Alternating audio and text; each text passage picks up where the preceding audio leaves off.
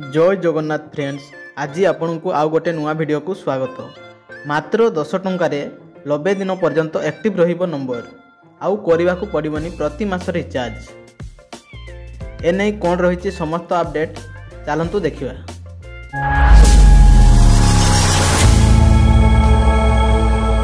दुईटी SIM व्यवहार करी गोटे सिम को एक्टिव रखिबा बेले अन्य सिम टी को एक्टिव रखिबा पई महंगा रिचार्ज करने पड़ी था, किंतु वर्तमान यही शुल्क को कमाई दिया जाइछि।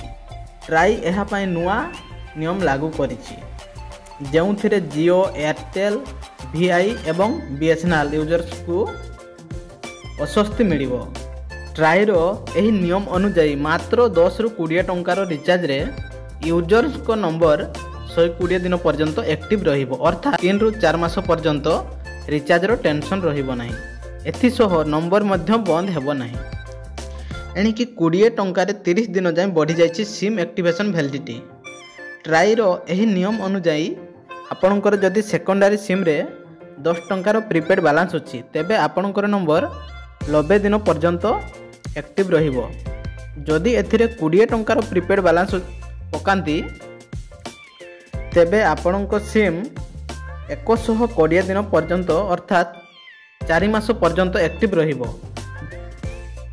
जदि आपण जियो यूजर्स तेबे बिना कोनोसी रिचार्ज रे आपणको नंबर 90 दिन पर्यंत एक्टिव रहिबो। एही समय रे यूजर्स को इनकमिंग कॉल रो सुविधा मिलिबो। सही परि नंबर एक्टिव करिया पई यूजर्स को 69 टंकार वैलिडिटी रिचार्ज करिया पई पड़िबो। तेबे आपण जदि एयरटेल यूजर 90 दिन परे 15 दिन पई सिम एक्टिव करने पाई समय दिया जिवो। एहा परे 45 टंकार वैलिडिटी रिचार्ज करने पाई पड़िबो। एहा छड़ा जदि आपण वोडाफोन आइडिया यूजर तेबे बिना कोनोसी रिचार्ज रे आपणको सिम एक्टिव रखि परिबे।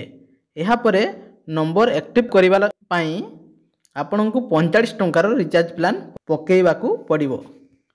सही परि बीएसएनएल यूजर सबुठु लाभदायक, कारण बीएसएनएल यूजर को सिम एक्टिव रखिबा लगी 180 दिन वैलिडिटी प्रदान करुछि। तो फ्रेंड्स, ये थिला आजिरो किछि गुरुत्वपूर्ण अपडेट।